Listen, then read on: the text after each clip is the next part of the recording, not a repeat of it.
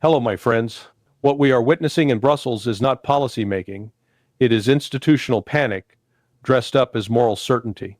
The European Union is now openly debating whether to confiscate the sovereign assets of the Russian Federation or to plunge itself into collective debt in order to continue financing a war that has already been lost in every meaningful strategic sense. This alone tells us everything we need to know about the state of European leadership. The conflict in Ukraine is not a European Union war. It is not an EU member state that is fighting Russia. It is Ukraine. Yet the EU's political class has decided without democratic mandate, without public consent, and without accountability that European citizens must underwrite the survival of a collapsing regime in Kyiv. That decision has already been made. The so-called debate is a fiction. The only question Brussels is asking itself is how to extract the money, not whether it should. Ursula von der Leyen has presented what she calls a binary choice: seize Russia's frozen assets or issue joint EU debt through Eurobonds. This framing is dishonest. There is a third option: walk away, end the funding, accept reality. But that option has been deliberately removed from the table because it would require European leaders to admit that their Ukraine policy has failed catastrophically. Let us be clear about what seizing Russian assets would mean. It would constitute outright theft, not metaphorically, not politically, legally and financially. It would be the seizure of sovereign property deposited in Europe under the assumption that European financial institutions operated under the rule of law. If Belgium allows Euroclear to transfer those funds, Belgium would effectively be committing financial suicide. The legal repercussions would be immediate and global. Lawsuits would erupt across multiple jurisdictions. Capital flight would accelerate. Trust in the euro would collapse. This is why opposition to the asset seizure is growing. Hungary, Slovakia, Malta, Bulgaria, Cyprus, Italy, and crucially, Belgium itself understand what is at stake. The Belgian Prime Minister has stated plainly what others refuse to say. This would be theft. Belgium would be destroyed financially if it allowed it. Euroclear would be finished as a trusted institution. The alternative joint EU borrowing is not a solution either. Eurobonds have always been a long-standing ambition of the Brussels technocracy. They represent a pathway toward centralized taxation, centralized fiscal authority, and ultimately a de facto United States of Europe. Southern European states favor this because it socializes risk and transfers liability to the wealthier northern economies. Germany, the Netherlands, and others have historically resisted this for good reason. But even if Eurobonds were politically feasible, they are temporally useless. Ukraine does not have time. Kyiv is bankrupt. By the most generous estimates, the Ukrainian state can function until April. Realistically, February. This is why von der Leyen prefers the Russian assets. They are fast. She believes this money could sustain the Zelensky regime for 2 more years. It would not. At best, it would be burned through in 6 months, feeding corruption, weapons procurement, and a losing war of attrition. That war of attrition is already decided. Ukrainian losses are catastrophic. Russian officials have cited figures approaching 500,000 Ukrainian casualties in 2025 alone. Ukraine cannot replenish manpower. It cannot replace destroyed equipment. Russian forces, by contrast, have adapted, expanded production, and accelerated their operational tempo. The front is moving, slowly, methodically, inexorably. But it is moving westward. And yet European leaders continue to behave as though escalation is a substitute for strategy. German Chancellor Friedrich Merz now openly discusses deploying German troops to Ukraine under the fantasy of a ceasefire. Let that sink in. German soldiers, once again, confronting Russian forces on Ukrainian soil. This is not deterrence. It is madness. Russia has been absolutely clear. There will be no temporary ceasefire, no Minsk III, no frozen conflict. Moscow understands perfectly that a ceasefire would merely be used by NATO to rearm Ukraine and prepare the next phase of war. Any suggestion that Russian forces would tolerate NATO troops in Ukraine under any pretext is delusional. Russian officials have responded accordingly. Defense Minister Andrei Belousov has stated plainly that NATO is preparing for conflict with Russia and that Russia must therefore prepare for war with NATO by 2030. This is not bluster. This is strategic signaling. Moscow is watching Europe militarize itself rhetorically while hollowing itself out economically. President Putin's remarks reinforce this assessment. His tone is not defensive. It is confident. He speaks as a leader who believes victory in Ukraine is approaching. He has made it clear that Russia attempted integration with Europe after the Soviet collapse, only to be met with exploitation, contempt, and moral decay. The promise of partnership was a lie.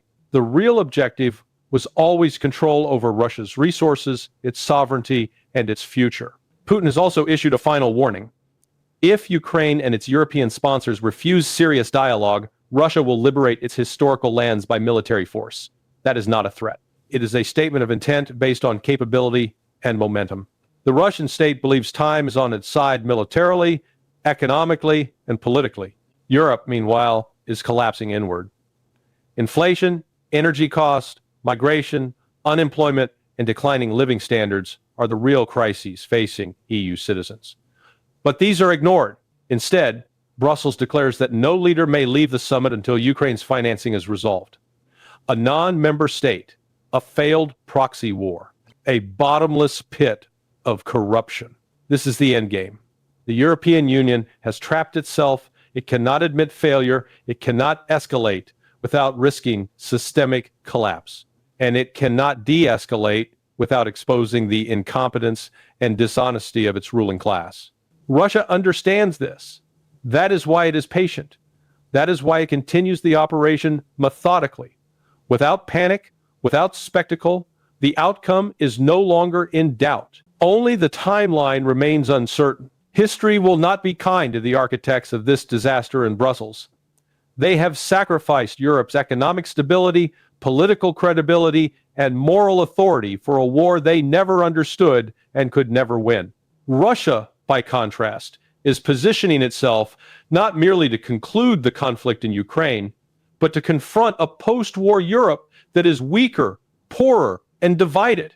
And that, ultimately, is the real strategic shift now unfolding. And this is how it ends, not with a negotiated triumph or a moral vindication for Brussels, but with a slow, humiliating recognition that power does not bend to declarations, and history does not care about carefully curated narratives.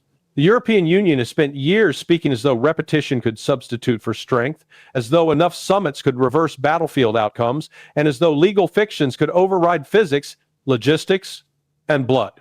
They believed that if they spoke loudly enough about values, reality would eventually surrender. It never does. Russia, for all the caricatures and demonization, understood something fundamental from the beginning. Wars end when one side can no longer impose its will, not when media consensus is achieved, not when funding packages are passed, not when symbolic guarantees are issued.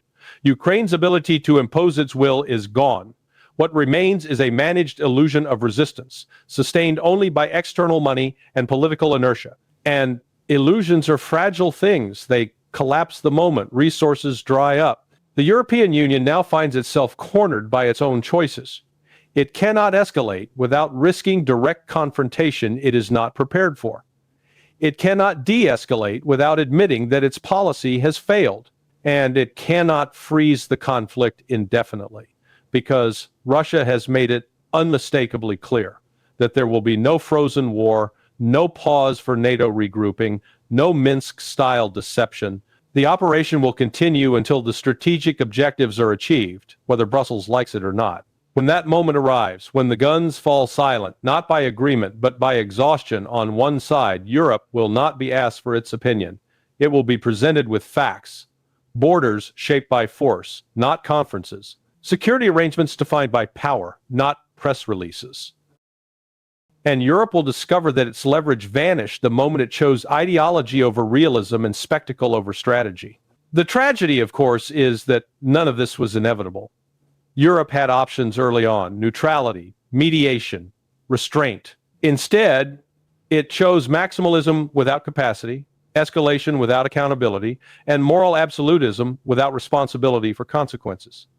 Ukraine paid the price in lives. Europe will pay the price in diminished sovereignty, economic decline, and strategic irrelevance. History will not remember how many times European leaders said they stood with Ukraine. It will remember that they stood there while Ukraine was dismantled piece by piece, convinced that money could substitute for manpower and belief could replace force. Russia did not win because it was perfect. It won because it understood the limits of power, and Europe did not. And so the final irony is this. In attempting to weaken Russia, the European Union exposed its own fragility. In trying to weaponize finance, it undermined trust in its financial system. In claiming moral superiority, it revealed political cowardice. Russia emerged hardened, more self-reliant, and strategically clearer. Europe emerged poorer, divided, and unsure of its place in a world that no longer listens to lectures from those unwilling to face reality. That is not propaganda. That is not ideology. That is the verdict of power, written the only way history ever writes it, by outcomes, not in. It is blistering hot where I am, 40 degrees Celsius outside, and I'm recording without air conditioning, so if I sound like I'm fighting the weather as much as the topic, that's because I am. But there's no way around it. There's too much moving on the battlefield and inside Europe's political bloodstream to pretend this is just another routine update. If you want to understand where the war is heading, you can't look at a single trench line or a single headline. You have to look at the maps, the strike patterns, the logistics pressure, the shape of the front, and then just as importantly, the legal and financial choices Europe is making that are quietly reshaping the entire strategic environment. Start with the South. People love to describe parts of the Southern Front as stagnant, especially since the 2023 counteroffensive, but that word is doing a lot of dishonest work. Stagnant does not mean safe. It does not mean frozen in amber. It means movement is slower, contested, incremental, and often concealed behind gray zones and competing map narratives. And in recent months, the South has shown clear signs of renewed motion, confirmed not by one mapper, not by one partisan source, but by the uncomfortable convergence of multiple mapping efforts and geolocated indicators that don't care what anyone wishes were true. Look at what's happening around the sector nestled between the Dnipro and the approaches that matter for the wider southern arc. Fighting is reported in and around urban microdistricts.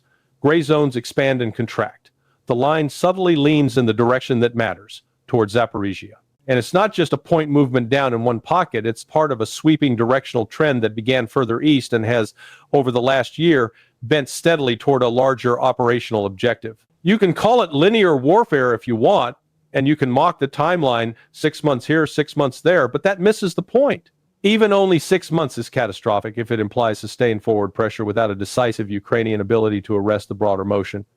Because the war is not merely about miles on the map. It's about what becomes targetable as the front approaches. Zaporizhia has been increasingly struck by glide munitions fab-type patterns that tell you the attacker is not merely poking at the edge of the line, but shaping the depth behind it. When you start seeing Lancet drone strikes or analogous deep precision hits against what looks like logistics nodes and terminals at roughly 30 kilometers behind the line of control, the exact object struck matters less than the message. The depth is no longer depth. The rear is no longer rear.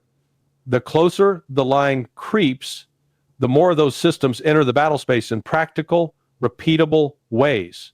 And if the eastern flank lacks usable fortifications, real field-ready defenses, not just optimistic lines on a planning document, then you're staring at a structural weakness, not a temporary inconvenience. Move north and west through the other sectors, and you see a parallel problem. Mapping disputes aren't just a nerd fight. They reflect real porosity.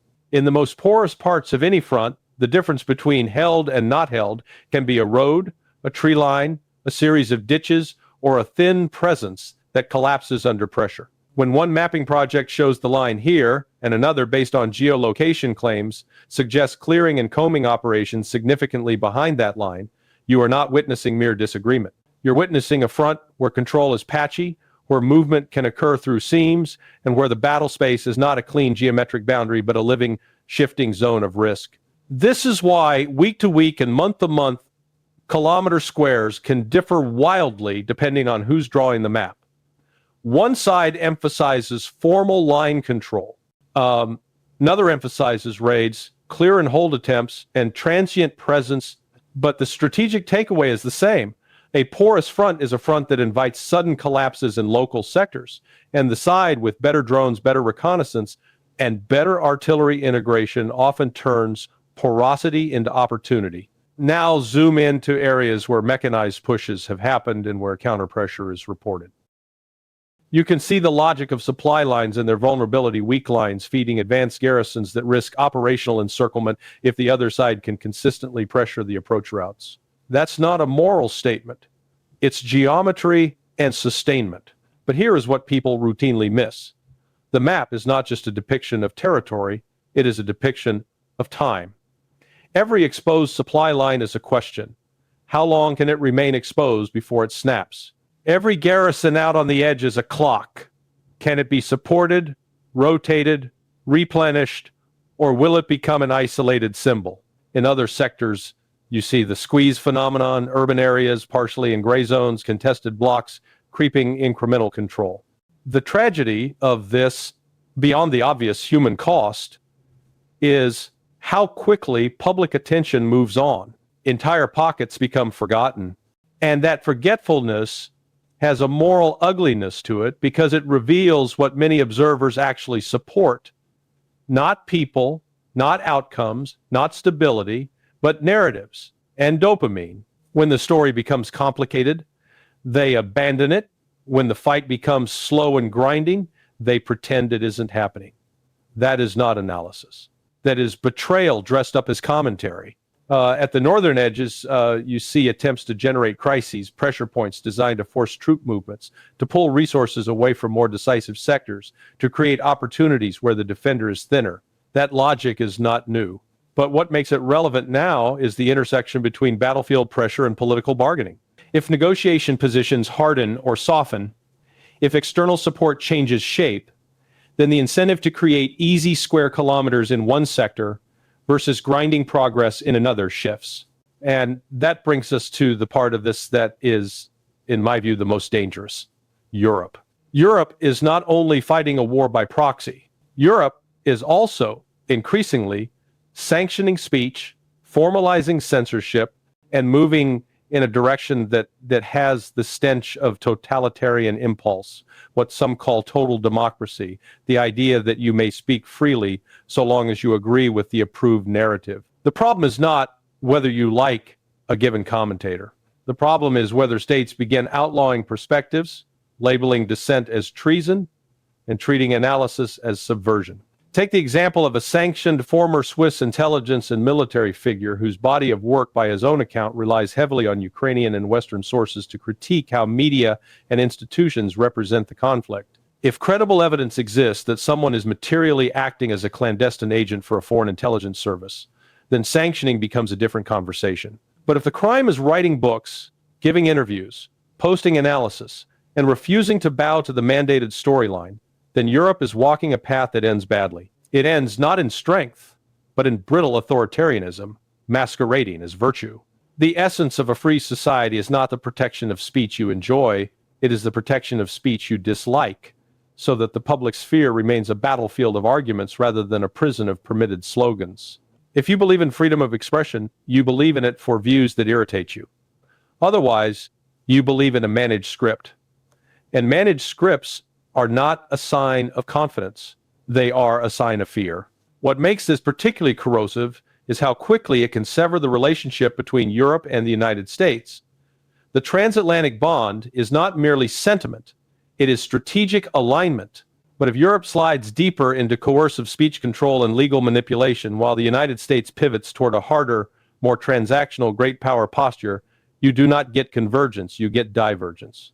And that divergence is already being stated more bluntly in strategic language and political signals. 12 months is not a long time. And yet in less than that, you can watch the relationship degrade. Now, layer on top of this the frozen assets issue, because this is where Europe's short-term hunger for cash collides with long-term credibility. And credibility is harder to rebuild than money. Europe is sitting on roughly 210 billion euros in frozen Russian sovereign assets, much of it concentrated in Belgium through Euroclear structures. The temptation is obvious. Turn frozen into usable loans, bonds, collateralized financing to keep Ukraine afloat economically and militarily into 2026 and beyond. But the very fact that Europe has historically been cautious about seizing sovereign reserves is not an accident. It's because once you set the precedent of confiscating sovereign assets, you have weaponized your financial system in a way that reverberates far beyond this war. Here is the key misunderstanding. The most dangerous consequence is not whether this funds 18 to 24 months of war. The most dangerous consequence is the signal it sends to every other state and every major capital allocator on Earth. Friend, foe, neutral, partner, opportunists that funds held in European jurisdictions may be safe only until politics changes, and politics always changes. Look at Europe's last 100 years. Alliances flipped, regimes changed, threat perceptions rewired, intent is never stable, capability is what endures. And when you demonstrate you are willing to confiscate reserves, you invite every rational actor to reduce exposure. This is why some in Moscow and Beijing may quietly judge that losing 200 billion in nominal assets is less damaging than the structural harm Europe does to itself by watching Europe's political class posture over Ukraine. You'd think they discovered the master key to history: one more plan, one more set of security guarantees, one more summit communique, and the war will simply fold itself neatly back into a press release. But look closely at what they're actually proposing. Foreign troops stationed in Ukraine, effectively on Russia's border, under the fantasy that this will deter or repel Russia in the future. That is not a peace plan. That is a provocation wrapped in bureaucratic language, the very kind of red line Russia has warned about for years. NATO involvement by another name, with a European flag draped over it and the same old strategic arrogance beneath. The latest round of meetings in Berlin, 2 days of officials congratulating each other, hinting at agreement. Floating, sweeping frameworks belongs in the category the British would call a charade. It's theater. Russia isn't going to accept it. And crucially, neither is the U.S. president, no matter what certain headline factories imply. If you're trying to understand what's real here, stop letting glossy narratives do your thinking for you. When you see an article claiming everything is agreed and the scheme is supposedly endorsed across the board, you should be asking one simple question: agreed by whom, exactly, and on what authority? Because we've seen this movie very recently. Late November, around the 30th, there was another burst of progress, another wave of commentary saying the pieces were falling into place. Then, within days, December 2, American envoys were in Moscow for a lengthy, serious meeting with Putin.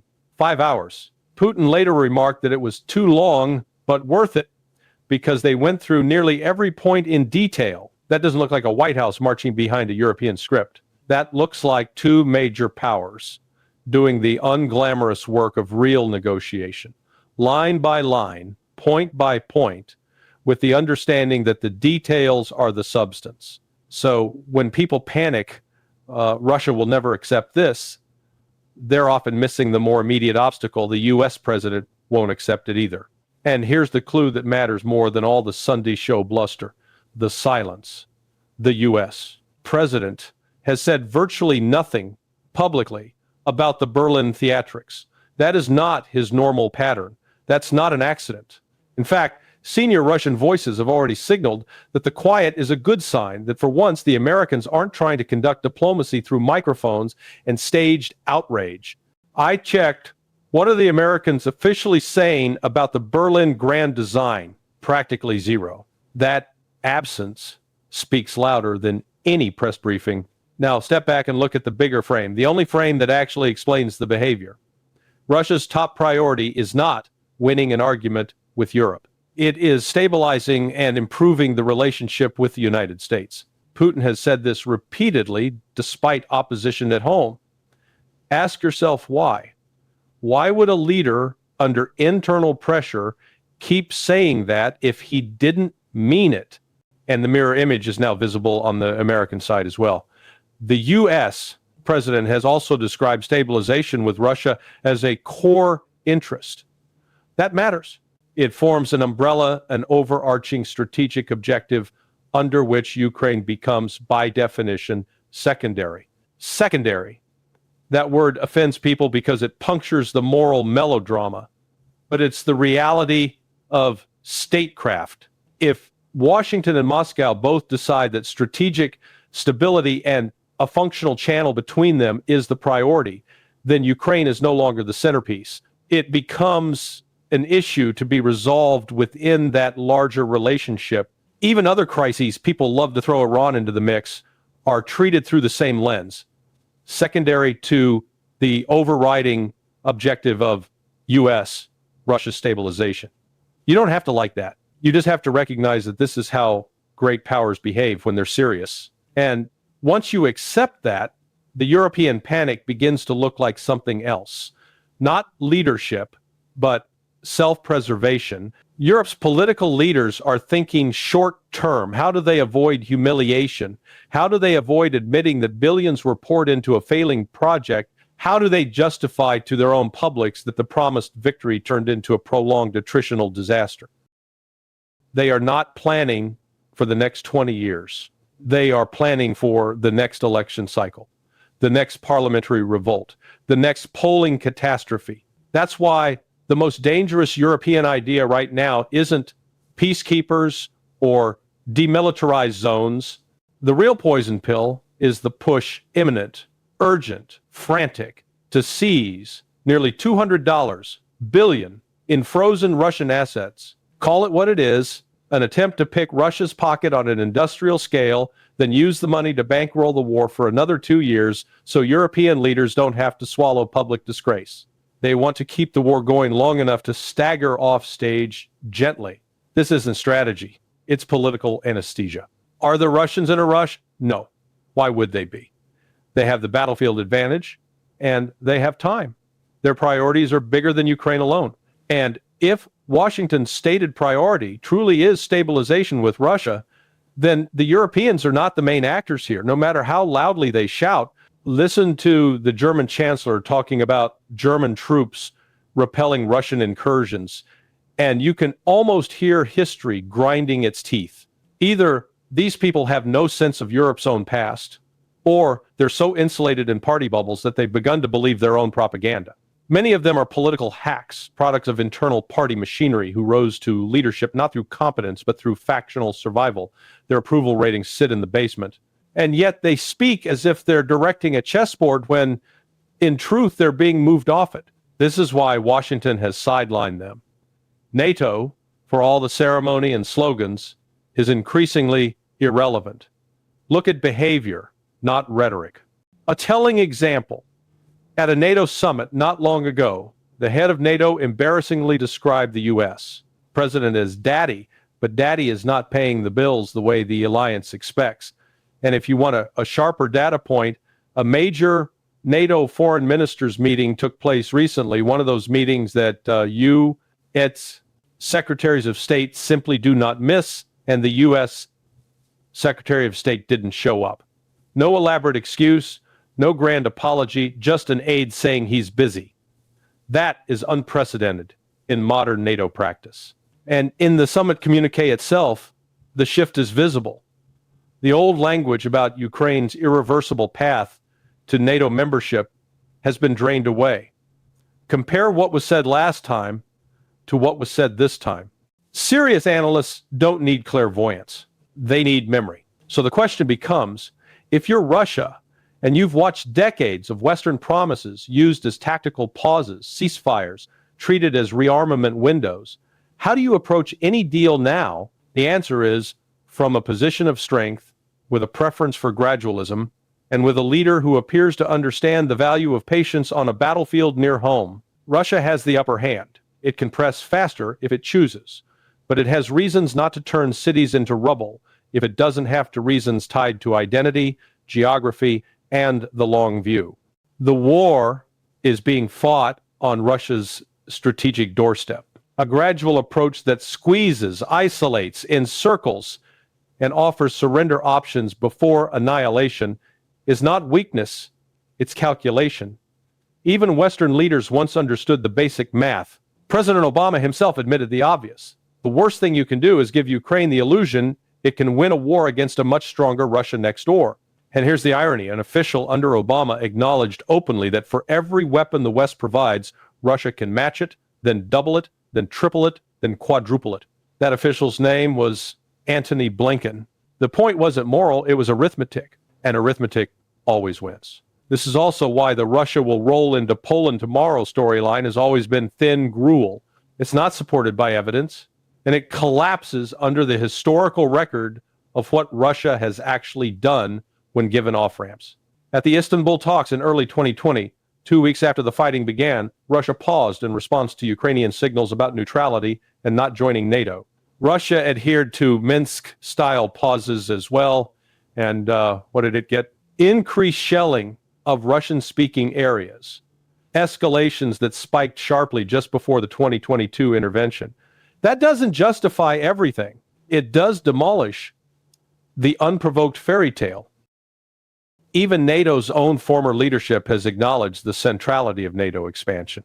In public remarks, a NATO Secretary General stated that Russia offered an agreement. If NATO stopped pushing into Ukraine, there would be no invasion, and NATO refused. You don't have to be a criminologist to understand what that means. It means NATO knew the red line and crossed it anyway, then acted shocked when the predictable happened. Now, some people ask, what about Odessa? If Russia doesn't take Odessa, what was the point? That question reveals a misunderstanding of how states sometimes aim for outcomes rather than trophies. Odessa is not just a dot on a map, it's a hinge. Russia can pressure it, encircle it, threaten it, but that doesn't automatically mean it wants to obliterate it.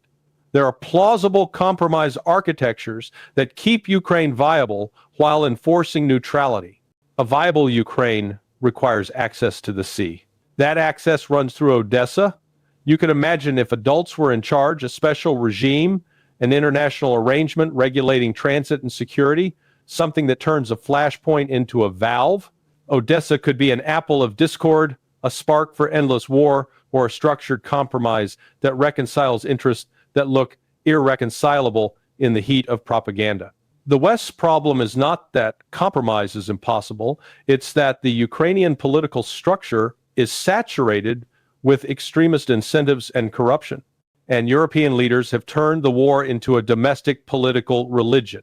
Neutrality is not unprecedented. Finland did it for decades. Austria did it.